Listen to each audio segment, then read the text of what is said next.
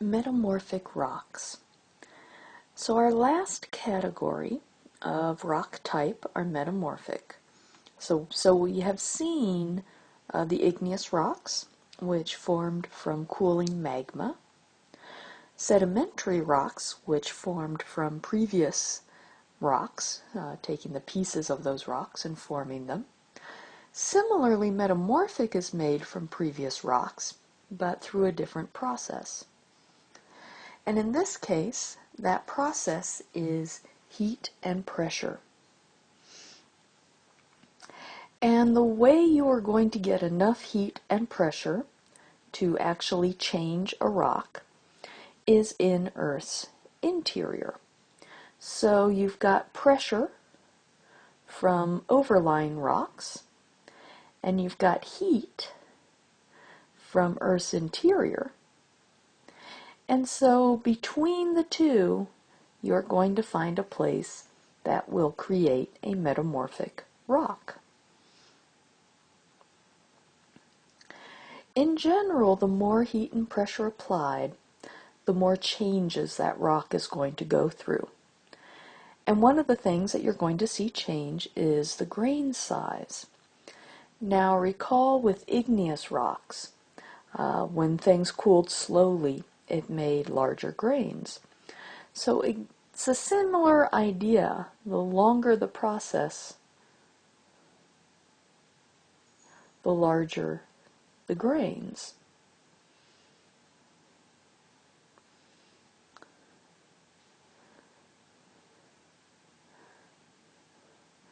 So you're going to have much more visible grains when you're dealing with a metamorphic rock that has gone through a lot of heat and pressure. And you're also going to see it gets more foliated. And this is a process where you get the formation of layers in the rock.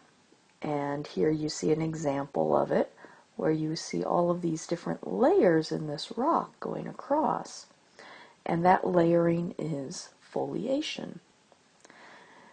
Now, something to be aware of, and that is that not all rocks will foliate. Depends on what they're made of. So, lack of foliation does not mean that it has not been exposed to a lot of heat and pressure. You need to look at both the grain size and the foliation. It may be both, or it may be one or the other that tells you how much heat and pressure has been applied. So, based on these ideas, we can classify our metamorphic rock. So one thing we can look at is the amount of metamorphism. So basically how much heat and pressure has been applied.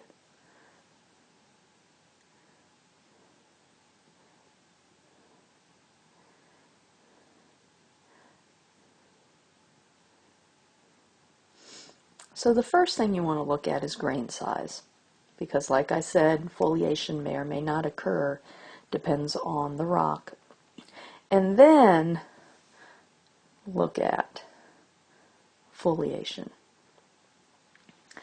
Of course, foliation is a dead giveaway, but not everything foliates, so start by grain size. The bigger the grains, the more heat and pressure has occurred. Then look to see, are there layers? The more layering, more obvious the layers are, the more heat and pressure has occurred. So like I said, not all rocks will foliate. So we can divide them into the category of foliated and non-foliated. So this is two categories of metamorphic rocks.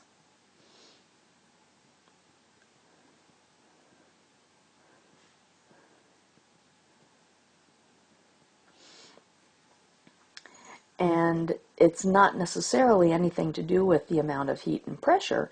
It's more a matter of what is that rock made of.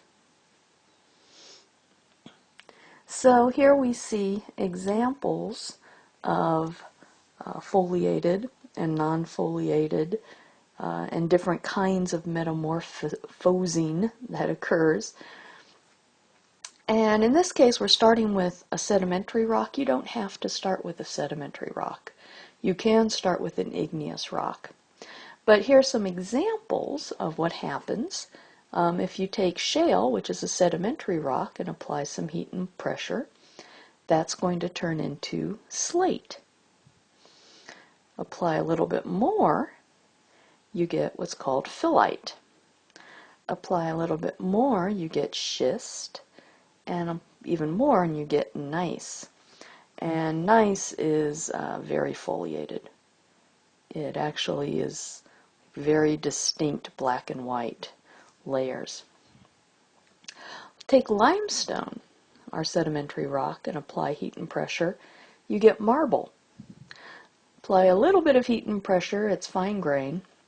A lot of heat and pressure, it becomes large grain.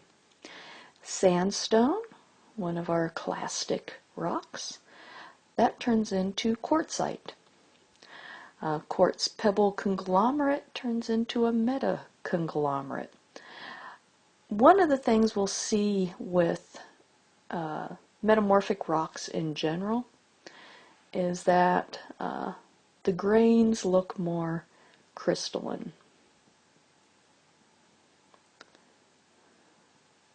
Than they do in sedimentary rocks.